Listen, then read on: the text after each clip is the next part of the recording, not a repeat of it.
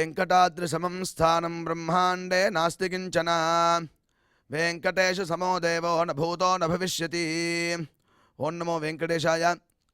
திருமலா திருப்பதி தேவஸ்தானம் ஸ்ரீ வெங்கடேஸ்வரா பக்தி சேனல் இணைந்து வழங்கும் ஸ்ரீமத் பகவத்கீதை பாராயணத்திற்கு அனைவரையும் வருக வருக என்று வரவேற்கிறோம். மூகம் கரோதி வாசாலம் அங்கும் லங்கயதே கிரிம் யத்கிருபாதமஹம் வந்தே பரமானந்த மாதவம்.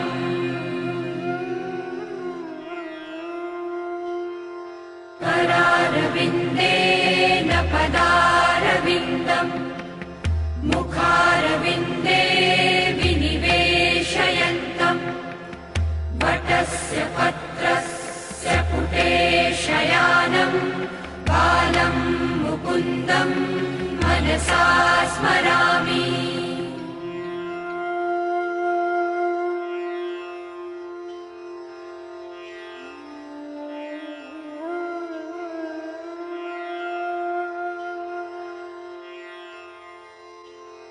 वसुदेवसुतं देवं कंसचाणूरमर्दनं देवकी परमानन्दं कृष्णं वन्दे जगद्गुरुम्. நம்மளுடைய சனாதன தர்மத்தில் கீதை ரொம்ப முக்கியமான ஒரு கிரந்தம்.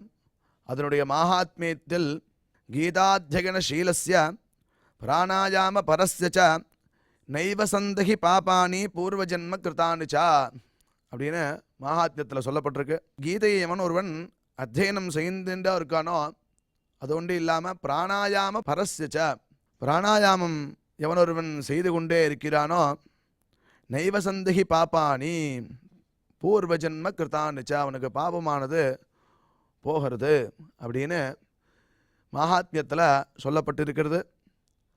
அதையே தொடர்ந்து நம்ம பார்த்தோம்னா அசுபானி நிராச்சஷ்டே இது ஒரு மங்களமான விஷயம் அப்படின்னு சொல்லப்படுறது. அது என்ன பண்ணுறதுன்னா அசுபானி நிராச்சஷ்டே அசுபங்களை தூர விளக்கிறதா.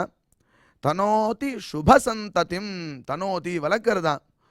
ஒரு சுப சந்ததியை நல்ல விதமான செயல்களை நல்ல விதமான சந்ததியை தனோதி வளர்க்கறது கொடுக்கிறது அப்படின்னு அர்த்தம் பண்ணுறார்.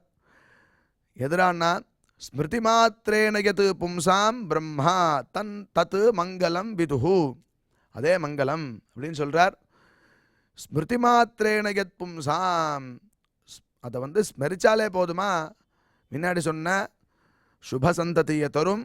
அசுபானி நிராச்சஷ்டே அசுபங்களை விளக்கக்கூடியதாக இருக்குது. அதுதான் பிரம்மா தத் மங்களம் விதுஹு அதுவே மங்களம்னு தெரிஞ்சுக்கோ அப்படின்னு இந்த பகவத்கீதையை மங்களமாகவும் எல்லாத்தையும் கொடுக்கக்கூடியதாகவும் வர்ணிச்சிருக்கா. அப்பேற்பட்ட இந்த பகவத்கீதைக்கு ஆரம்பிக்கிறதுக்கு முன்னாடி நாம் அனைவரும் குரு பிரார்த்தனை மற்றும் சங்கல்பத்தோட இந்த நிகழ்ச்சியை துவங்கலாம்.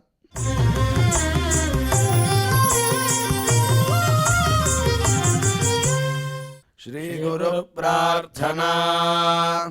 गुरुर्ब्रह्मा गुरुर्विष्णुर्गुरुर्देवो महेश्वरः गुरुः साक्षात् परं ब्रह्म तस्मै श्री गुरवे नमः.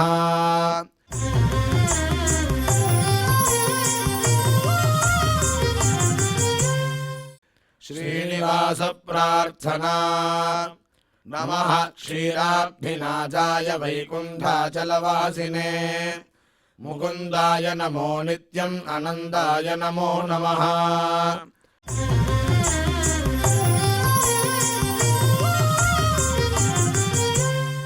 अथ श्रीमद्भगवद्गीता पारायण संकल्पः.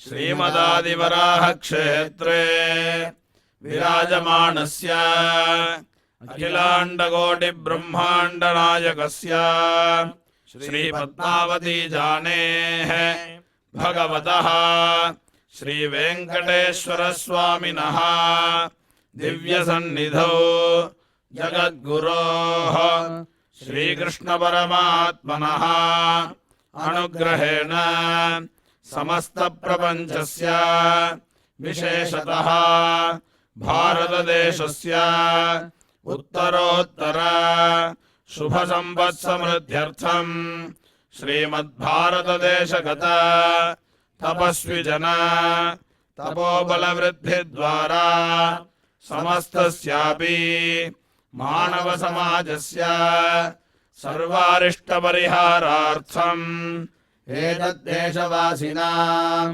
सर्वेषां सज्जनानां योगक्षेमार्थं राष्ट्रविरोधिनां निबर्हणद्वारा जनानां चित्तशान्ति चित्तस्थैर्य सन्तोषादि अभिवृद्ध्यर्थम् एतद्देशवासिनां परस्परविद्वेष परस्परनिन्दा परस्परहिंसादीनां निवृत्त्यर्थं परस्परसौमनस्य सिद्ध्यर्थं समस्तपापक्षयार्थं श्रीमन्नारायणप्रीत्यर्थं श्रीपरमेश्वरप्रीत्यर्थं श्रीमद्भगवद्गीतायाः अखण्डपारायणं करिष्यामहे।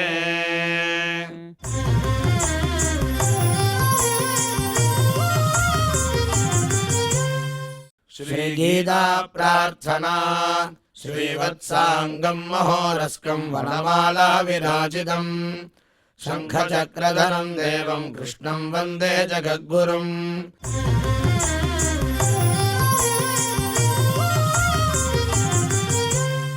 पार्थाय प्रतिबोधितां भगवता नारायणेन स्वयं व्यासेन ग्रथितां पुराणमुनिना मध्ये महाभारतम् अद्वैतामृतवर्षिणीं भगवतीम् अष्टादशाध्यायिनीम् अम्ब त्वामनुसन्ददामि भगवद्गीते भवद्वेषिणीम्।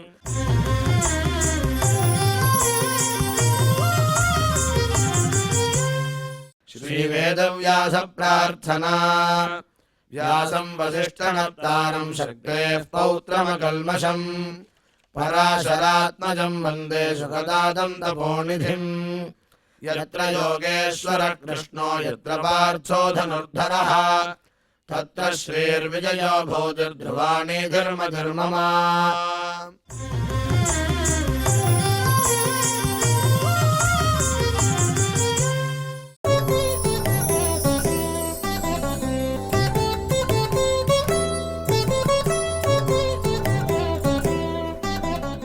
सत्वं सुखे संजयति रजः कर्मणि भारत ज्ञानमावृत्य तु तमः प्रमादे संजयत्युत रजस्तमश्चाभिभूय सत्वं भवति भारत रजः सत्वं तमश्चैव तमः सत्वं रजस्तथा।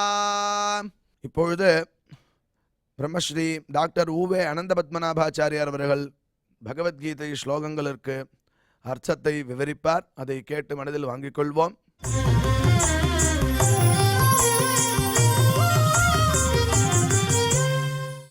सत्वं सुखे संजयति रजः कर्मणि भारत ज्ञानमावृत्य तु तमः प्रमादे संजयत्युत रजस्तमश्चाभिभूय सत्वं भवति भारत रजः सत्वं तमश्चैव तमस्सत्वं रजस्तथा। श्रीमते भगवते भाष्यकाराय नमः. ஒரு வழியா சத்துவம்னா என்ன, ரஜஸ்னா என்ன, தமசுனா என்ன, முக்குணமயமான இந்த பிரகிருதியில சத்துவம் ரஜஸ் தமசு என்னும் 3 குணங்கள் நம்மை எப்படி டாமினேட் பண்றது, அதாவது ஒரு மனிதன் சாத்விகனாக இருக்கான், ஒரு மனிதன் ரஜோகுணத்தோடு கூடியவனாக இருக்கான், ஒரு மனிதன் தமோ குணத்துடன் கூடியவனாக இருக்கான் என்பதை பார்த்தோம். ஆல்மோஸ்ட் இந்த ரஜஸும் தமஸும் அவ 2 பேரும் ரொம்ப க்ளோஸ். ரஜஸும் தமஸும் எப்படி ராவணனும் கும்பகர்ணனும், அதில் விபீஷணன் மட்டும் தனியாக வச்சுக்கோங்க. இப்போ 3 கேரக்டர் வச்சுப்போம் நம்ம. ரஜஸ்ன்றது ராவணன், மற்றவன் மனைவியை ஆசைப்படுபவன். கும்பகர்ணன்றவன் தமசு, தூங்கிட்டே இருக்கிறவன் மட்டும் இல்லை. ரஜஸ்னால தவறான பாதை ஏற்படுகிறதுனா அந்த தவறான பாதைக்கு இவன் சப்போர்ட் பண்ணுறான். வேற சத்துவம்ன்றது இருக்கு பாருங்க, அது யார்? விபீஷணன். அந்த சத்துவம் இது ரெண்டுத்தையும் எதிர்க்கிறது. நீங்கள் 2 பேர் பண்ணுறது தப்பு. மாற்றான் மனைவியை யோசிக்கலாமா? மாற்றான் மனைவியை ஆசைப்படலாமா? தப்பு இல்லையா? அதே மாதிரி ஒரு சந்தி சாவித்திரி இல்லாமல் எப்போ பார்த்தாலும் தூங்குறது. சில பேர் இப்போல்லாம் எனக்கு ரொம்ப கஷ்டமாக இருக்குது, சொல்கிறதுக்கு கஷ்டமாக தான் இருக்குது, பட் சொல்லாமல் இருக்க முடியல. இந்த ஐடியில் ஒர்க் பண்ணுறேன்றதான பேர் வச்சுட்டுருக்கா எல்லோரும். கிட்டத்தட்ட இரவு பொழுது முழுவதும் அவர்களுக்கு முழிப்பு. அதுவும் எப்போ அப்படி கேட்டால் சாயங்காலம் ஆரம்பிக்கிறதுன்ற மாதிரி வச்சுட்டாவான். கால் கால் கால் அப்படின்னு உட்காந்துட்டு காலில் உட்காந்துக்கிறான். இரவு பொழுது முழிச்சனா கார்த்தால சூரியன் உதயமாகச்சே தூங்க ஆரம்பிச்சிடுறான். 2 சந்தி பொழுதுலையும் தூங்கக்கூடாது. கார்த்தால சூரிய உதயத்திலையும் தூங்கக்கூடாது, சாயங்காலம் சூரிய அஸ்தமனத்திலையும் தூங்கக்கூடாது. ஆனால் இவர்களுடையதான வேலை நிமித்தமாக பணிச்சுமையானது ஒரு மன அழுத்தத்தை உண்டாக்கி அந்த சமயத்தில் தான் அவளுக்கு தூக்கத்தை வரவழைக்கிறது. அப்போ இந்த மாதிரி தூக்கம் போச்சுன்னா என்ன ஆகும்? தூக்கம் ஏற்படுத்துனா ஆகும்? கர்மானுஷ்டானம் போயிடும். சந்தியாவந்தனம் பண்ணுற சமயத்தில் சந்தியாவந்தனம் பண்ண மாட்டா. இன்றைக்கி ஐடி கம்பெனியில் வேலை பார்க்கக்கூடிய பெண்கள் மாலை 6 மணிக்கு தங்கள் இல்லத்தில் விளக்கேற்றும் கலாச்சாரம் ஆல்மோஸ்ட் போயிடுது.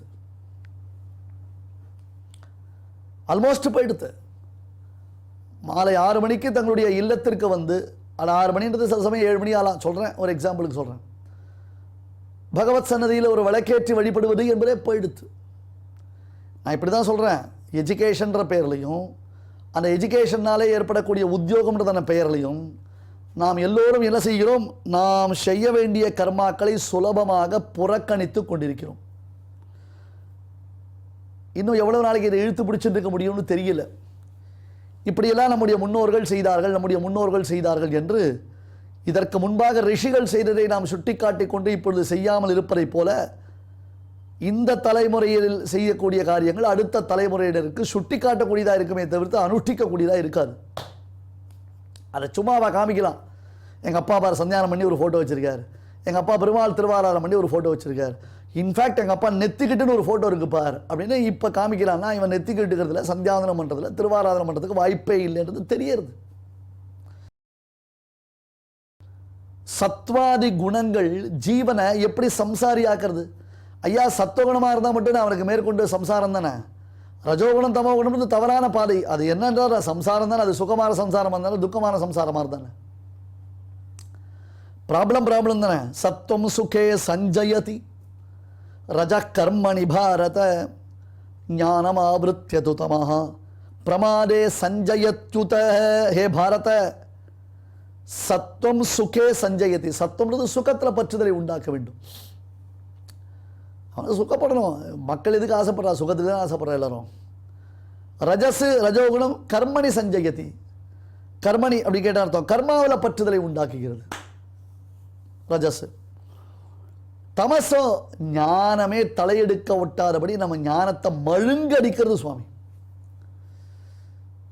ஞானத்தை மழுங்கடிக்கிறது. டிவி பார்க்குறோம், வாட்ஸ்அப் பார்க்குறோம், ஃபேஸ்புக் பார்க்குறோம். நாம் ஒரு புஸ்தகம் படித்தா கூட அந்த புஸ்தகத்தில் இருக்கக்கூடிய கண்டென்ட்டை மைண்டில் நம்மளால் செட் பண்ணி வச்சுக்க முடியல.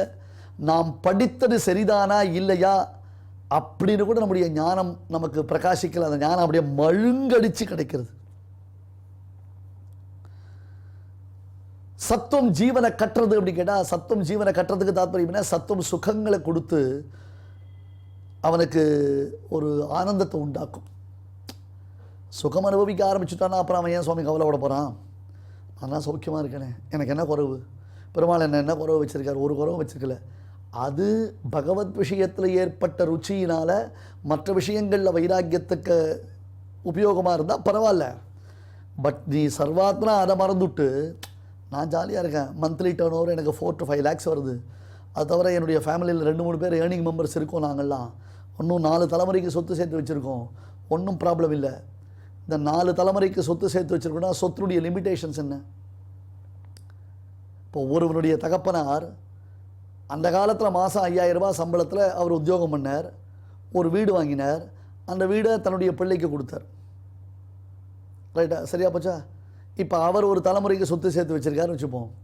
இப்போ இந்த பையன் அதே 5000 ரூபாய் சம்பளத்தில் வேலைக்கு பண்ணினான்னா அடுத்த தலைமுறைக்கு அவனால் சொத்து சேர்க்க முடியுமா? இப்போ இவன் என்ன பண்ணுறான்? மாதம் 5 லட்ச ரூபாய் சம்பளத்தில் இவன் உத்தியோகம் பண்ணுறான். அடுத்தது இவன் ஒரு வார்த்தை சொல்கிறான், நான் இன்னும் 4 தலைமுறைக்கு சொத்து சேர்த்து வச்சுருக்கேன்றான். ஏன்பா 5000 ரூபாய் சம்பளத்தில் உங்கள் அப்பா சேர்த்த சொத்தே உனக்கு போகல, இன்னும் கொஞ்சம் நீ எக்ஸ்டெண்ட் பண்ணுறதுக்கோசரம் தான் இப்போ சம்பாதிக்க ஆரம்பிச்சிருக்க. 5 லட்ச ரூபா சம்பாத்தியம் போறலன்னு தான் நீ அடுத்த கம்பெனி ஜம்ப் பண்ற. ஒரு வீடு வாங்கினா போறலன்றதுக்கோசம் தான் 2 வீடு வாங்கியிருக்க. நீ அடுத்த ஜெனரேஷன் சொல்றியா, அந்த அடுத்த ஜெனரேஷனுக்கு நீ சம்பாதிச்சது எந்த அளவுக்கு பிரயோஜனப்பட போகிறது? அதுக்கு அடுத்த ஜெனரேஷன் எப்படி பிரயோஜனப்பட போகிறது? இன்னைக்கு 100 கோடி ரூபான்றது 30 வருஷம் கழிச்சு ஒன்றுமே இல்லாமல் போயிடுறது. 100 கோடி ரூபாய். என்னுடைய தந்தையார் அவர் ஒரு பள்ளிக்கூடத்தில் ஆசிரியராக வேலை செய்தார். அவர் ஆசிரியராக வேலை செய்த பொழுது வாங்கின சம்பளத்தை காட்டிலும் அவர் ரிட்டையர் ஆன பிறகு வாங்கின பென்ஷன் தொகை அதிகம். ஆசிரியராக வேலை பார்த்த பொழுது அவர் வாங்கின சம்பளத்தை காலத்தில் அவருக்கு பென்ஷன் அதிகம். அவர் அந்த காலத்தில் என்ன பாருங்க. அதனால் இதை வச்சு வேல்யூலாம் பண்ண முடியாது. நாம் என்ன பண்ணுறோம், நான் 4 தலைமுறைக்கு சொத்து, 4 தலைமுறைக்கு என்ன சொத்து சேர்த்து வச்சுருக்கேன்? புண்ணியத்தை சேர்த்து வச்சுருக்கியா? புண்ணியம்னு அர்த்தம் மேலே எந்தை தந்தை ஜம்பூத்தப்பன் 7 படிக்கால் தொடங்கின்னு எங்கள் பெரியவாள்லாம் எப்படி இருந்தால் தெரியுமா? எங்கள் பெரியவாளுடைய ஞானம் எத்தகையது தெரியுமா? எங்கள் பெரியவாளுடைய அனுஷ்டானம் எத்தகையது தெரியுமா? அவளுடைய வைராக்கியம் எத்தகையது தெரியுமா? அந்த வம்சத்தில், அந்த குலத்தில், அந்த என்ன சொல்கிறது ஜெனரேஷனில் நான் வந்திருக்கேன். அப்போ எனக்கு எப்படி இருக்கணுன்ற மாதிரி நாம் ஒரு ப்ரௌடை காமிச்சோன்னா அது நியாயம். அதை விட்டுட்டு வெறும் காசு பணத்தை வச்சு நம்ம பேசிகிட்டு இருக்கோம். அது சரியில்லை. அது தவிர இந்த ஊரில் நாம் சம்பாதிச்சுக்கிற சொத்து இன்னொரு ஊருக்கு இன்வேலிட் ஆகிடுது, இல்லை அந்த ஊரில் சம்பாதிச்சுக்கிற சொத்து இந்த ஊருக்கு இன்வேலிட் ஆகிடுது. எப்படி பிரயோஜனப்படும்? வீடு வாங்கினா பிரயோஜனமா? கார் வாங்கினா பிரயோஜனமா? அப்பார்ட்மெண்ட் வாங்கினா பிரயோஜனமா? தங்க நகைகள் வாங்கி வச்சா பிரயோஜனமா? எது தான் பிரயோஜனம்? இதுக்காக எல்லாத்தையும் விட்டுடுங்கன்னு நான் சொல்லலை. எல்லாம் வாங்க வேண்டான்னு அர்த்தம் இல்லை. நம்ம பிள்ளை குழந்தைகளுக்கு நாம் சேர்த்து வைக்க வேண்டியது தேவைதான். ஆனால் என்ன, இதெல்லாம் ஒரு கர்மயோகமாக பண்ணணும். சரிப்பா, எனக்கு குழந்தை ஒன்று இருக்குது, என்னுடைய மனைவி ஒருத்தி இருக்கா, அவளெல்லாம் காப்பாற்றணும், அவளுக்கு தேவையான சம்பாத்தியம் எனக்கு உண்டு, அந்த சம்பாத்தியத்தை நான் சம்பாதிக்கிறேன், அதில் எனக்கு ஒரு திருப்தி கொடுத்துருக்கான் பெருமாள். என்னோட பகவத் கைங்கரியத்துக்கு உபரோதம் இல்லை. ஒரு வேளைக்கு நல்ல சந்தி சாவித்திரி பண்ண முடியாது, பெருமாள் திருவாரணம் பண்ண முடியாது, திருப்பி சாயங்காலம் ஆஃபீஸில் வந்தால் ஒரு சந்தியாந்தம் பண்ணிட்டு ஒரு 7 ஜாரம் சாப்பிட முடியாது, ஒரு 3 ஜாரம் சாப்பிட முடியாது. பெருமாள் என்ன சௌக்கியமாக வச்சுருக்கான்றது ஒரு விரக்தி, அதே சமயத்தில் ஒரு சந்தோஷம். அப்படி இருக்கணும். அதை விட்டுட்டு எல்லாத்தையும் மறந்து, எல்லா கர்மானுஷ்டானங்களையும் மறந்து, எல்லாத்தையும் கேவலம் பணத்துக்காக அடகு வச்சுட்டோம்னா பிரயோஜனம் இல்லை. சத்துவகுணமுடையவனுக்கு சுகம்தான் பிரதானமான குறிக்கோள். அறிவு கூட சுகம் தானே சுவாமி. நல்ல நாலேஜ் சம்பாதிக்கிறோம். எனக்கு இன்றைக்கி ராமாயணமே தெரியாது சுவாமி, இப்போ ராமாயணம் 10 ஸ்லோகம் தெரியும். எனக்கு ரகசியத்திரை சாரமே தெரியாது, பகவத்கீதையே தெரியாது, நான் பகவத்கீதை கேட்டது கூட கிடையாது. இப்போ எனக்கு பகவத்கீதை 10 ஸ்லோகம் தடங்கள் இல்லாமல் எல்லாம் படிக்க முடியும். ஞானம் தான் அது, சத்துவம் தான் அது சத்துவம், அது சத்தத்துடைய அபிவிருத்தி. அது ஞானம் ஆவருத்திய. தமோகுணம் என்ன பண்ணுறது? ரஜோகுணம் உடையவனுக்கு கர்மா முக்கியம். ஞானம் தெளிவான அறிவை மறைத்து வஸ்துவினுடைய உண்மைத்தன்மையை அறிய விட்டாமல் விபரீத ஞானத்தை உண்டாக்கி பாவங்களில் தூண்டி மேலும் கொடுமையான பந்தத்தை நமக்கு அபிவிருத்தி செய்கிறது. சத்வம் சுகே சஞ்சயதி ரஜः கர்மணி பாரத ஞானமாவிருத்யது தமஹ பிரமாதே சஞ்சயத்யுத ரஜஸ்தமச்சாபிபூய சத்வம் பவதி பாரத ரஜசத்வம் தமச்சைவ தமசத்வம் ரஜஸ்ததா. இப்போ நம்முடைய தேகம், அந்த தேகம் இந்த தேகமாக பரிணமிப்பது எது? பிரகிருதி. பிரகிருதி தானே தேகமாக பரிணமிக்கிறது. அதில் சத்துவம் ரஜஸ் தமசுன்றதான 3 குணங்களும் எப்பொழுதும் இருக்கோ இல்லையோ. இவற்றினுடைய காரியங்கள் என்ன? பரஸ்பரம் விருத்தங்கள்.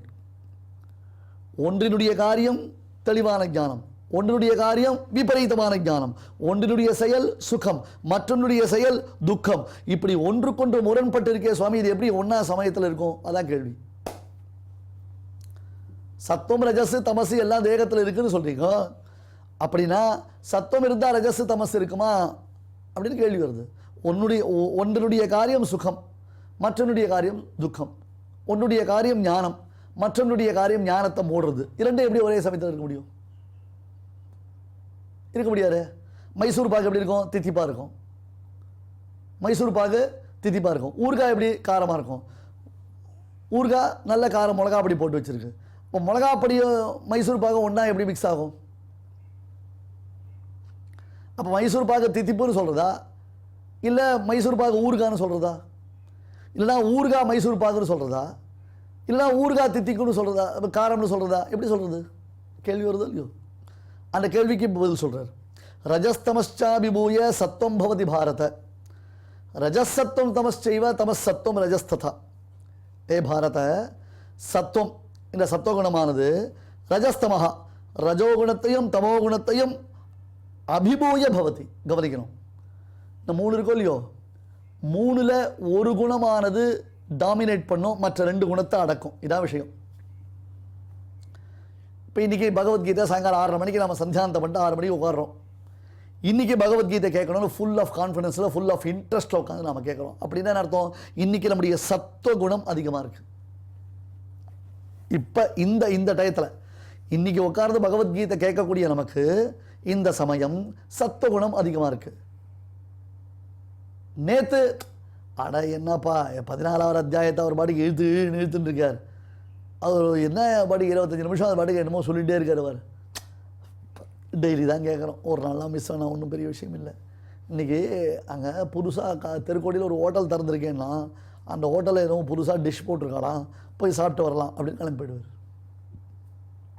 இன்னொரு நாள் என்ன பண்ணுவார், அட பகவத்கீதை போகிற இல்லை நான் பார்த்துருக்கேன் சார், எல்லாம் தெரியும் சார் எனக்கு, என்ன இது விஷயம் தேகம் வேறு ஆத்மா வேறு, இதெல்லாம் புதுசாக சொல்லுறேன்னு ஒரு இன்னோவேட்டிவாக சொல்லணும், அதெல்லாம் அப்படியெல்லாம் சொல்லணும். அதெல்லாம் ஒன்றும் இல்லை, ஓகே ரைட் ஃபைன். என்ன எனக்கு I am very tired, I am very much tired. கார்த்தெல்லாம் நேற்று ராத்திரிலாம் முடிச்சு நைட்டு ஃபுல்லாக மேட்ச் எல்லாம் பார்த்துருக்கேண்ணா, ரொம்ப டயர்டாக இருக்குது, அஸ்தமிக்கிற சமயம் I just wants to take the rest, I wants to go for the bed அப்படின்னு போய் தூங்குறோம். இப்போ சத்துவத்தை டாமினேட் பண்ணி ரஜஸ் தமஸ் வருது. ஒரு சமயம் சத்துவம் டாமினேட் பண்ணும், ரஜஸ் தமஸ் அடங்கும். ஒரு சமயம் ரஜஸ் டாமினேட் பண்ணும், சத்துவம் தமஸ் அடங்கும். ஒரு சமயம் தமஸ் டாமினேட் பண்ணும், சத்துவம் ரஜஸ் அடங்கும். இதான் விஷயம். ஸோ இது 3 சுற்றிகிட்டே இருக்கும். அதில் தான் தேகத்தில் கூட பாருங்கள், சீத்தம் உஷ்டம்ன்றதாக சொல்லுவோம். வாத்தம் பித்தம் கபம் ஸ்லேஷ்மா அப்படின்னு சொல்லுவோம். இந்த வாத்தம் பித்தம் கபம் இருக்கு இல்லையா, அது ரொட்டேஷனில் இருக்கணும். வாத்தம் பித்தம் கபம் 3 ஒரே ஈக்குவலாக வந்துருச்சுனா பையனுக்கு ஜன்னி பிறந்துருன்னுவான், ஐசியூவில் கொண்டு போய் வைக்க வேண்டியது தான். ஏன்னா வாத்தம் பித்தம் கபம் இது 3 என்ன பண்ணணும், ரொட்டேஷனில் இருக்கணும், பர்சன்டேஜ் மாறிகிட்டே இருக்கணும். வாத்தம் பித்தம் கபம் 3 மாறிகிட்டே இருக்கணும். 3 ஒரே மாதிரி இருந்ததுன்னா, சமநிலையில் இருந்ததுன்னா ஜன்னி பிறந்துடும். ஹே அர்ஜுனா, சத்துவம் ரஜஸ்தமஸ்ச, சத்துவகுணமானது ரஜோகுணத்தையும் தமோகுணத்தையும் அபிபூய பவதி, அதை அடக்கிட்டு இது வளர்றது. மற்றொரு சமயம் ரஜா சத்வம் தமஸ்ச ஏவ, அந்த ரஜோகுணமானது சத்வ தமோ குணங்களை அபிபூய பவதி, அது வளர்றது. இன்னொரு சமயம் ததா அவ்வாறே தமஹா தமோ குணமானது சத்வம் ரஜஸ்ச சத்வம் ரஜஸ் இவற்றை அபிபூய டாமினேட் பண்ணி வளர்றது. மறுபடியும் சொல்கிறேன், ரஜோகுணத்தையும் தமோகுணத்தையும் அடக்கி சத்வகுணம் ஒரு சமயம் அதிகமாகும், சத்வத்தையும் தமசையும் அடக்கி மற்றொரு சமயம் ரஜோகுணம் அதிகமாகும், சத்வத்தையும் ரஜஸையும் அடக்கி ஒரு சமயம் தமோகுணமானது விருத்தி அடையும். அப்ப எப்ப எந்த குணம் மற்றவற்றை அடக்கி தான் விருத்தி அடைகிறதோ வளர்கிறதோ அப்பொழுது அதனுடைய காரியம் உண்டாகும். இப்ப சத்துவம் இருக்குன்னா அதனுடைய காரியம் என்ன, தெளிவான சிந்தனை, தெளிவான அறிவு, எதையும் தெளிவாக அப்ரோச் பண்றது. ரஜஸ் வளர்ந்ததுன்னா காமம் குரோதம், இதான் ஏதாவது போய் பார்க்கறது, அந்த பொண்ணு நினச்சிக்கிறது, இந்த பொண்ணு நினச்சிக்கிறது, அந்த புருஷன் நினச்சிக்கிறது, இந்த புருஷன் நினச்சிக்கிறது, ஏதோ தப்பு, அவள் சொத்தை கொள்ளடிக்கிறது, இவா சொத்தை கொள்ளடிக்கிறது. தமசு கம்ப்ளீட்டாக விபரீத ஞானம், ஏடாவிடமாக புரிஞ்சுக்கிறது, தப்பு தப்பாக புரிஞ்சுக்கிறது, தப்பாக யோசிக்கிறது. இப்போ என்ன முரண்பாடு இருக்குது? அர்ஜுனனை கேட்டான், சுவாமிஜி எல்லாம் ஒரே தேகத்தில் இருக்குன்னா இது எப்படி முன்னுக்கும் பின் முரண்பாடாச்சே, இது அது கிடையாது, அது இது கிடையாது, இது அதில் வராது, அதில் வராது, அப்படி இருக்கச்சே எப்படி எல்லாம் ஒரே தேகத்தில் ஒன்றா இருக்க முடியும்னார். இருக்க முடியும் பார்க்கன்னு. சத்துவம் வந்ததுன்னா மீதி ரஜஸ் தமசு இறங்கிடும், ரஜஸ் வந்ததுன்னா சத்துவம் தமசு இறங்கிடும், தமசு வந்ததுன்னா சத்துவம் ரஜஸ் இறங்கிடும். இதான் விஷயம். அப்போ சிருஷ்டி தசையில் இவை 3ஐயும் சமநிலையில் நாம் பார்க்க முடியாது. ஒவ்வொரு சமயம் ஒவ்வொரு குணம் வளரும். குணங்களின் மாறுபாட்டிற்கு காரணம் என்ன? அவரவர்களுடைய கர்மா, அவரவர்கள் சாப்பிடக்கூடிய ஆகாரம், அவரவர்கள் ஜன்மாந்தரங்களில் செய்திருக்கக்கூடிய புண்ணிய பாபங்கள், இது எல்லாம் காரணம். சத்வாத்யாக கர்மயோனயா, கிழியே சொல்லிட்டான். சத்வாத்யாக கர்மயோனயா. அந்த சுவாமி ஏன் சாத்விகரா இருக்கார், இவன் ஏன் ரவுடியா இருக்கான், அவன் ஏன் பொறுக்கியா இருக்கான் அப்படின்னா, அந்த சுவாமி சாத்விகரா இருக்காருன்னா ஜன்மாந்தரத்தில் அவர் பரம சாத்விகரா இருந்திருக்கார். அதனுடைய அனுவருத்தி இப்போ சாத்விகரா வந்திருக்கார். இவன் ஜன்மாந்தரத்தில் குடி கொள்ள கொளுத்துறது அடிக்கிறது உரைக்கிறது தப்பான காரியம் பண்ணிருக்கான். அதே காரியத்தை இப்போ அனுவருத்தி பண்ணுறான். ரெண்டாவது, அந்த சுவாமி இந்த ஜென்மாலயம் சாத்வீகமான ஆகாரங்களை உட்கொள்கிறார். இன்னைக்கு யாரும் வீட்டில் சமையல் குக் பண்ணுறதில்ல, எல்லாரும் சமையலை புக் பண்ணுறான். கரெக்டு தானே? சமையலை யாரும் குக் பண்ணுறதில்ல, எல்லாரும் சமையலை புக் பண்ணுறான். எத்தனையோ தடவை சொல்லி ஆயிடுச்சு. இது அடியனுடைய பிரார்த்தனை. இப்போ கல்யாணங்களில் சாப்பிடலாமான்னு நிறைய பேர் கேட்குறாங்க. கல்யாணங்களில் சாப்பிட்ற மாதிரி இருக்கான்றதை நீங்களே டிசைட் பண்ணிக்கோங்க. அது சாத்வீகமான ஆகாரம் தானான்றதை நீங்கள் தீர்மானம் பண்ணிக்கோங்க. எச்சல் முதலானவைகள் இல்லாமல் அந்த ஆகாரமானது சுத்தமாகத்தான் பரிமாறப்படுகிறதா என்பதை தீர்மானித்துக் கொள்ளுங்கள். அப்படியானால் ஓட்டலில் சாப்பிடுவதற்கும் கல்யாணங்களில் சாப்பிடுவதற்கும் என்ன வித்தியாசம்? ஒரு விதமான வித்தியாசமும் இல்லை. ஒரு விதமான வித்தியாசமும் இல்லை. கல்யாணத்துக்கு போனால் சாப்பிட்டே ஆகணுன்ற நிர்பந்தம் இல்லை. நமக்கு ஆகாரம் முக்கியம், ஆகாரத்தினுடைய சுத்தி முக்கியம். நிறைய பேர் இந்த பகவத்கீதை பார்க்கக்கூடியவர்கள் அடியன் பல நிகழ்ச்சிகளுக்கு செல்லும் பொழுது நேரில் இடத்துல விசாரிக்கிறார்கள், அது எப்படி நீங்கள் உருளைக்கிழங்கு சாப்பிடாமல் எப்படி இருக்கீங்க, கேரட்டு சாப்பிடாமல் எப்படி இருக்கீங்க, பீட்ரூட் சாப்பிடாமல் எப்படி இருக்கீங்க சார், வெங்காயம் ஆனியன் இல்லாமல் எப்படி சார், கார்லிக் வேணால் விட்டுடுங்கோ. அதுனா கார்லிக் வேணால் விட்டுடலாம், வெங்காயம் விட முடியாதா? கார்லிக் வேணால் விட்டுடுங்கோ, அஃப்கோர்ஸ் ஐ அக்ரி. பூண்டு வேண்டாம், வெங்காயம் பூண்டு வேண்டாம், வெங்காயம் அதெல்லாம் பூண்டு வேண்டாம் வெங்காயம். இதில் அன்பு பூண்டு அதில் வெறுப்பு பூண்டா? என்னது இது? கிடையாதுனா கிடையாது. சாத்வீகமான ஆகாரத்தை நாம் ஏற்பதற்கு நம்ம இடத்துல 30-35 விதமான வெஜிடபிள்ஸ் ஆர் அவைலபிள். உருளைக்கிழங்கு சாப்பிட்டே ஆகணும்னு அவசியம் இல்லை. வெள்ளிக்கிழங்கு இருக்குது, அது சாப்பிட்டாலே திருப்தியாக வருது. உருளைக்கிழங்கோட தான் பூரி சாப்பிடணும்னு அவசியம் இல்லை. வெள்ளிக்கிழங்கோட பூரி சாப்பிட்டாலும் நல்லா தான் இருக்குது, ருச்சியாக தான் இருக்குது. அந்த ருச்சி போகிறோம். அதுக்கு மேலே என்னுடைய நாக்கு ருச்சிக்கு அலையலை. ஐஸ்கிரீம் சாப்பிட்டே ஆகணும்னு என்னுடைய நாக்கு அலையலையே. சக்கரை பொங்கல் சாப்பிட்டா போருன்ற மாதிரி என்னுடைய நாக்கு போரும். கிடைக்கிறத சாப்பிட்றது. அதனால் சாத்வீகமான ஆகாரத்தை உட்கொண்டால் சாத்வீகமான எண்ணங்கள் வளரும். ராஜசதாமசமான ஆகாரங்களை உட்கொண்டோம் என்றால் ராஜசதாமசமான எதிர்மறையான எண்ணங்கள் தான் ஏற்படும். பகவானுக்கு தினந்தோறும் பதார்த்தங்களை நாம் நிவேதனம் பண்ணி அவனுடைய அனுகிரகத்தோடு குடும்பத்தோடு உட்கார்ந்து குதூகலமாக சாப்பிட்றோம். பசங்களுக்கு என்ன கொடுத்தனுப்புறது? பசங்களுக்கு ஏன் கொடுத்தனுப்ப முடியாது? நாமெல்லாம் எந்த சூழ்நிலையில் வளர்ந்தோம்? இப்போ நாம் பார்க்கக்கூடிய சீஸு பர்கரா அது அப்புறம் பனீர் அதெல்லாம் கிடைப்பதற்கு முன்பாக இட்லி வடை தோசை பூரி சப்பாத்தி தானே சாப்பிட்டோம். என் உயிர் வாழலையா? செத்தாக போயிட்டோம். நம்மளால் வாழ முடியலையா? எல்லாம் பாருங்க, பண்ணணும்னா பண்ணணும். இன்னமும் உலகத்தில் இப்போ அது பிறக்கச்சவே நாம் அதோட பிறந்த மாதிரி அவசியம் இல்லை. இன்ஃபேக்ட் அதெல்லாம் சாப்பிட்டு கொண்டிருந்தவர்கள் ஒரு க்ஷணத்தில் பரித்தியாகம் பண்ணி கீதை காட்டின பாதையின் பிரகாரம் நாம் சாப்பிடக்கூடிய சாத்வீகமான காய்கறிகளை சாப்பிட ஆரம்பித்து விட்டார்கள் மேநாட்டு மக்கள். பார்க்குறோம், அதை பார்த்தா ப்ரௌடுன்றோம், அப்படியே நரம்பு பிடிக்க அதை ஃபார்வர்ட் பண்ணுறோம், அதை அப்படியே உணர்ச்சி வசப்படுறோம். ஆனால் நாம் என்ன பண்ணுறோம்? அந்த வெங்காயத்தை கூட பரித்தியாகம் பண்ணுறதுக்கு யோசிக்கிறோம். அதை சாப்பிடாமல் இருக்க முடியாதுன்றோம். பலவந்தமாக கோடை விடுமுறைக்கு நம்முடைய பிள்ளைகளை வெளிநாடுகளுக்கு சுற்றுலா அழைத்து செல்லும் பொழுது அங்கே என்னென்ன கிடைக்கிறதோ அத்தனையும் வாயில் போட்டுக்கிறோம். முடியாதானே? ஒரு எலக்ட்ரானிக் குக்கர் எடுத்தும் போகிறது, அங்கே போய் இண்டக்ஷன் ஸ்டவ் வச்சுக்கிறது, ஒரு அரிசியை களைஞ்சி போட்டுறது, ஒரு பாட்டில் வாட்டர் வாங்கிக்கிறது, அரிசியை களைஞ்சி போட்டுக்கிறது, பருப்பு பொடி தேங்காய் பொடி எடுத்துன்னு போகிறது, புளியோர மிக்ஸ் எடுத்துன்னு போகிறது, வத்தல் வடாமலாம் ஈஸியாக ஒரு பேக்கெட் பண்ணி எடுத்து போகிறது. எவ்வளோ எடுத்தும் போக முடியாதுண்ணே. ஷேவிங் ரேசர் எடுத்தும் போகிறோம், ப்ரஷ் எடுத்தும் போகிறோம், பேஸ்ட் எடுத்தும் போகிறோம், என்னென்னமோ எடுத்தும் போகிறோமே. அப்புறம் உடம்புக்கு பாடி ஸ்ப்ரே எடுத்தும் போகிறோம். இதை எடுத்தும் போக முடியாதுண்ணே. பாருங்க, சாத்வீகமாக இருக்கணும். நீங்கள் என்ன நினச்சிக்கிறீங்க? சாத்வீகமாக இருக்கிறது கோழத்தனம்னு நினச்சிக்கிறீங்க. தயவு செய்து தப்பாக நினைக்காதீங்க. சாத்வீகம் என்பது கோழைத்தனம் நிச்சயமா இல்லை. சாத்வீகம்ன்றது ஒரு கட்ஸ் தான்.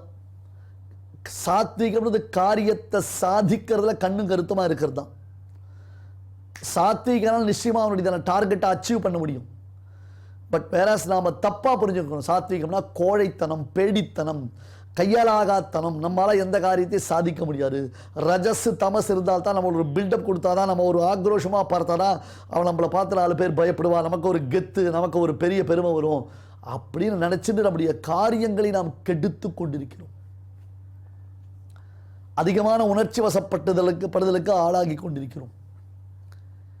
இது கண்ணுக்கு தெரியாமல் நம்முடைய காரியங்களை கெடுக்கிறது, நமக்கு சம்சார பந்தத்தை வளர்க்கிறது. மேன்மேலும் இந்த சம்சாரத்திலேயே நம்மை தனிமைப்படுத்தி கொண்டிருக்கிறது என்பதை உணராமலேயே நாம் போய்க்கிறோம். ஏன்னா சாத்விகம் வரல. சாத்விகம் இருந்தால் தானே யோசிக்க முடியும். சாத்விகம் இருந்தால் தானே சிந்தனை செயல் எல்லாம் சிறக்கும். ரஜஸும் தமஸும் தான் இன்னைக்கு நம்மளை டாமினேட் பண்ணிட்டு இருக்கு. இப்போ லேட்டஸ்டாக, அதாவது இந்த ஜென்மான்னு நம்ம எடுத்துட்டோம்னா நமக்கு சாத்வீகத்தினுடைய டாமினேஷனை காட்டிலும் ரஜஸும் தமஸும் தான் மாற்றி மாற்றி அடிக்கிறது. நம்மளை மாற்றி மாற்றி அதுதான் அடிக்கிறது. ஸோ இப்போ ரஜஸோ சத்துவமோ அல்லது தமசோ ஒரு சுழற்சி முறையில் தான் நம்மக்கிட்ட இயங்கிட்டு இருக்கு. அதில் நம்முடைய கர்மாக்களுக்கு ஏற்றார் போலும், நாம் உட்கொள்ளும் ஆகாரத்திற்கு ஏற்றார் போலும் நம்முடைய எண்ணங்கள் மாறிக்கொண்டிருக்கின்றன. அப்போ ஒரு நல்ல விஷயத்தை அறிய ஒட்டாமல் தடுப்பது எது? நல்ல மதுபானம் பண்ணுறான், ஆகாரம் தானே, குடிச்சிட்டு வாங்கி இருந்தானா அவனுக்கு உபன்யாசம் காதில் விழுமா? நல்ல விஷயம் காதில் விழுமா? பகவத்கீதையுடைய பெருமை தெரியுமா? வாசுதேவனுடைய பெருமை தெரியுமா? இன்னைக்கு பிள்ளைகள்லாம் எப்படியோ தவறான பாதைகளில் போயிட்டு இருக்கா. எல்லா பெற்றோர்களுக்கும் பெரிய சேலஞ்ச் என்ன, தன்னுடைய பிள்ளைகளை நல்வழியில் கொண்டு வருதுன்றது பெரிய சேலஞ்ச். வயத்தில் நெருப்ப கட்டிக்கிறா எல்லாரும். ஆனாலும் நம்மளால் ரஜோகுணத்தினால் அவளை விட்டுட்டு வெளில வர முடியல, நமக்கு விட்டு கொடுக்க முடியல, குடும்பத்தை பரித்தியாகம் பண்ண முடியல. அந்த குடும்பத்தில் இருந்து எவ்வளவு சிரமங்களாக இருந்தாலும் பொறுத்துக்கிறதுக்கு நாம் தயாராக தான் இருந்துட்டு இருக்கோம். வாதம், பித்தம், கபம், ஸ்லேஷ்மம் இது எல்லாவற்றுக்கும் ஆகாரம்தான் காரணம். இப்போ வாதத்தை வளர்க்கும் ஆகாரத்தை சாப்பிட்டால் என்ன வரும்? வாதம் வளரும். பித்தத்தை வளர்க்கும் ஆகாரத்தை சாப்பிட்டால் பித்தம் வளருது. அதே மாதிரி தான் சத்வாதி குணம். வாதம் பித்தம்னா சில பேர் வாயு வாதம், இந்த வாயு ஆயில் ஃபுட்டு சாப்பிட்டா வாயு வரும், வாயு உண்டாக்கக்கூடிய ஃபுட்டு சாப்பிட்டா அது வாயு வரும்னு சொல்கிறோம். அப்புறம் அந்த மாதிரி நீர்ச்சத்து அப்படின்னு சொல்கிறோம். சில பேருக்கு பூசணிக்காய் சாப்பிட்டாலே ஜலதோஷம் பிடிச்சிரும். வெறும் பூசணிக்காய் சாப்பிட்டாலே சில பேருக்கு ஜலதோஷம் பிடிச்சிரும். சில பேருக்கு ரோஸ்டடான ஒரு பதார்த்தத்தை சாப்பிட்டா பித்தம் வரும், தலை சுத்தல் வரும், மயக்கம் வரும், வாந்தி வரும். ஏது? It is only because of the food items தானே, ஃபுட்டு தானே. என்ன சார் என்னமோ சம்திங் ஒரு மாதிரி ஃபுட் பாய்சன் ஆகிடுது, அவருக்கு ஃபுட் அலர்ஜி ஆகிடுது, நேற்று போய் அந்த ஹோட்டலில் சாப்பிட்டு வந்தார், அதுக்கப்புறம் அந்த ஹோட்டலில் சாப்பிட்டதுலேருந்து பிரச்சனையாகிடுது. ஹோட்டலெல்லாம் என்ன பண்ணுறான் இப்போலாம், பெரும்பாலும் பல ஹோட்டல்களில் நாம் பார்க்குறோம். என்னை விட உங்களுக்கு அந்த விஷயங்கள் அதிகமாக தெரியும். கெட்டுப்போன உணவுப் பொருட்கள் தான் அந்த ஹோட்டல்களில் அதிகமாக விற்பனைக்கு வைக்கப்படுகின்றன. சமீபத்தில் ஆர்டர் பண்ணின உணவில் ஒரு விரல் இருந்தது, இன்னொருத்தருடைய உணவில் பாம்பு தலை இருந்தது, இப்படிலாம் காமிக்கிறான். அதை அன்பேக் பண்ண சேவை எடுத்து காமிக்கிறான். நமக்கு இவ்வளோலாம் கஷ்டங்கள்லாம் வருது. சுத்தமான ஆகாரத்தை உட்கொள்ள வேண்டும். சத்துவம் முதலான குணங்கள் வளர்ப்பதற்கு, அந்த குணங்கள் வளர்வதற்கு உண்டான காரியங்களை நாம் செய்ய வேண்டும் என்று இந்த 10வது ஸ்லோகத்தினாலே காண்பித்தான். சத்வம் சுகே சஞ்சயதி ரஜः கர்மணி பாரத ஞானமாவிருத்யது தமஹ பிரமாதே சஞ்சயத்யுத ரஜஸ்தமச்சாபிபூய சத்வம் பவதி பாரத ரஜசத்வம் தமச்சைவ தமசத்வம் ரஜஸ்ததா. ஸ்ரீமதே பகவதே பாஷ்யகாராய நமஹ. இப்பொழுது அடியேன் சொல்றதை எல்லாரும் திருப்பி சொல்லுங்க. சத்வம் சுகே சஞ்சயதி, சத்வம் சுகே சஞ்சயதி, ரஜः கர்மணி பாரத, ரஜः கர்மணி பாரத, ஞானமாவ்ருத்ய து தமஹ, ஞானமாவ்ருத்ய து தமஹ, பிரமாதே சஞ்சயத்யுத, பிரமாதே சஞ்சயத்யுத. रजस्तमश्चाभिभूय रजस्तमश्चाभिभूय त्वं भवति भारत सत्त्वं भवति भारत रजः सत्त्वं तमश्चैव रजः सत्त्वं तमश्चैव तमः सत्त्वं रजस्तथा तमः सत्त्वं रजस्तथा இப்பொழுது நாம் அனைவரும் சேர்ந்து பாராயணம் செய்யலாம். सत्त्वं सुखे सञ्जयति रजः कर्मणि भारत ज्ञानमावृत्य तु तमः प्रमादे सञ्जयत्युत रजस्तमश्चाभिभूय सत्त्वं भवति भारत रजः सत्त्वं तमश्चैव तमः सत्त्वं रजस्तथा. நம்மளுடைய பாரத தேசத்தில் அநேக விதமான மகான்கள் அவதரித்து நமக்கு நல்வழி காட்டியுள்ளார்கள். அதில் ரொம்ப முக்கியமானவர் நம்மளுடைய பகவத்பாதாச்சாரியால். அவர் பிரஷ்னோத்தர ரத்னமாளிகா அப்படிங்கிற கிரந்தத்தில் ஒரு கேள்வி ஒரு பதில், ஒரு கேள்வி ஒரு பதில் அப்படின்னு வரும். அந்த கிரந்தத்தில் கிம் ஸ்மர்த்தவ்யம் புருஷைஹி, மனிதர்களால் எது ஸ்மரிக்க வேண்டியது அப்படின்னு கேட்குறார். ஹரிநாம சதா ந யாவனி பாஷா அப்படின்னு அவரே பதில் சொல்கிறார். ஹரிநாமத்தை எப்போதும் சொல்லிகிட்டே இருக்கணும், ஸ்மரிச்சுட்டே இருக்கணும், பாக்கி இருக்கிற பேச்சுகள் வேண்டாம் அப்படின்னு சொல்கிறார். அதையே தொடர்ந்து பார்த்தோம்னா சகிருதே உச்சாரிதம் ஏன ஹரிதித்யக்ஷரத்வயம் பத்த பரிகரஸ்தேன மோக்ஷாய கமனம் பிரதி அப்படின்னு சாஸ்திரம் சொல்லி கொடுக்கறது. சகிருதுச்சாரிதம் ஏன ஒரே ஒரு தொன் சொன்னால் போதுங்கிறார். ஹரிஹி ஹரி ஹரி ஹரி அப்படின்னு சொல்லிகிட்டே இருந்தால் போதுமா? அக்ஷரத்வயம் 2 அக்ஷரம் அது சொன்னால் இவன் மோட்ச சாதனத்துக்கு அந்த பிரயாணத்திற்கு இவன் ரெடி ஆயிடுறான். பகவான் அவனுடைய மோட்சத்தையே கொடுக்கறதுக்கு, அவனுடைய திருவடியை கொடுக்கறதுக்கு சித்தமாக இருக்கான் அப்படின்னு சொல்கிறது இந்த சாஸ்திரம். அப்பேற்பட்ட பகவன் நாமோச்சாரணம் இப்பொழுது நடக்க போகிறது. நாம சங்கீர்த்தனம், அதை கேட்டு மகிழ்வோம். श्रीमन्नारायण नारायण नारायण श्रीमन्नारायण नारायण नारायण श्रीमन्नारायण नारायण नारायण श्रीमन्नारायण नारायण नारायण श्रीमन्नारायण नारायण नारायण श्रीमन्नारायण नारायण नारायण श्रीमन्नारायण नारायण नारायण श्रीमन्नारायण नारायण नारायण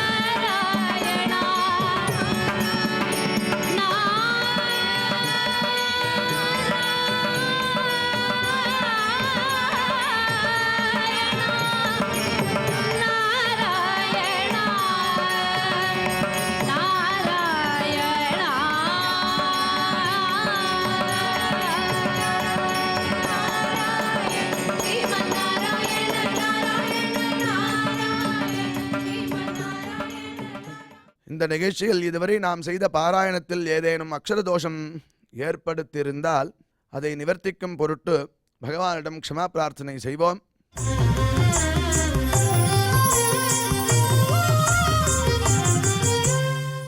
अथ क्षमा प्रार्थना यदक्षरपदभ्रष्टम् मात्राहीनम् च यद्भवेत् तत्सर्वम् क्षम्यताम् देव नारायण नमोऽस्तु ते।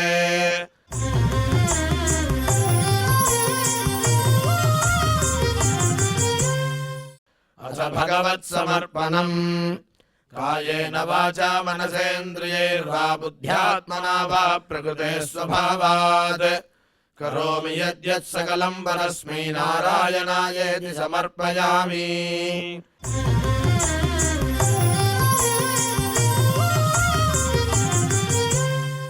अथ लोकक्षेम प्रार्थना सर्वे भवन्तु सुखिनः सर्वे सन्तु निरामयाः सर्वे भद्राणि पश्यन्तु मा कश्चित् दुःखभाग् भवेत्। சுவாமியின் அருள் நாம் அனைவருக்கும் கிடைக்க வேண்டி மங்களாசாசனத்துடன் இன்றைய நிகழ்ச்சி நிறைவு பெறுகிறது. மீண்டும் இதே நிகழ்ச்சியில் நாளை சந்திப்போம். ஓம் நமோ வெங்கடேஷாய.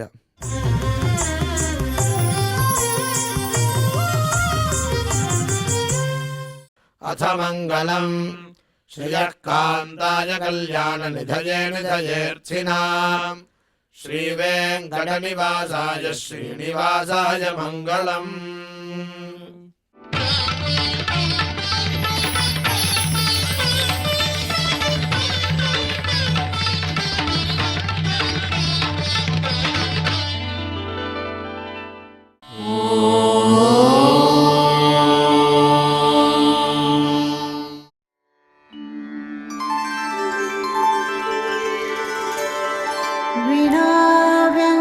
विनाव्यङ्कटेशं ननाथो ननाथः सदा व्यङ्कटेशं स्मरामि स्मरामि हरे व्यङ्कटेश प्रसीद प्रसीद